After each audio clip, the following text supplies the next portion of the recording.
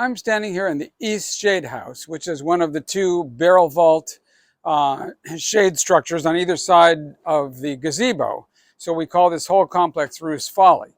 And this part, the East Shade House, was originally intended by Ruth to be a display area. So she has beds in here and plants planted.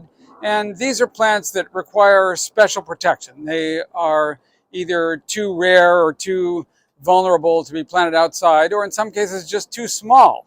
It's hard to see things that are tiny in the garden amongst all the other larger things. So this is a display area for those special things, those little jewels that we take great pains to take care of. The shade house and the gazebo are not in good shape. They're structurally failing, and so we have to rebuild the whole thing. And when we do, we will redo these beds. In this central large bed here, it's divided in half, with one half being plants from winter rainfall climates, one half from summer rainfall climates. So they are watered at opposite times of the year to keep their schedules. And when we redo it, we will probably build it up a little bit higher with more rocks and keep to that winter rainfall and summer rainfall areas separated. There are lots of special plants in here, plants that are in some cases endangered in their habitats.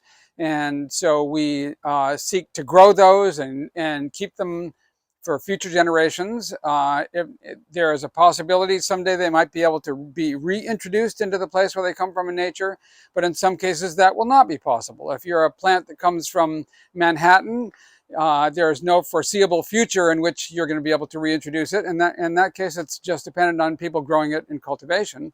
And so we play a role in that regard.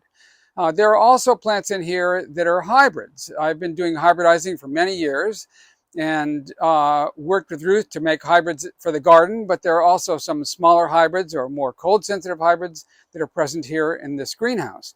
And that's also an important part of our voyage of exploration at the Ruth Bancroft Garden, introducing new plants to horticulture and trying out new things.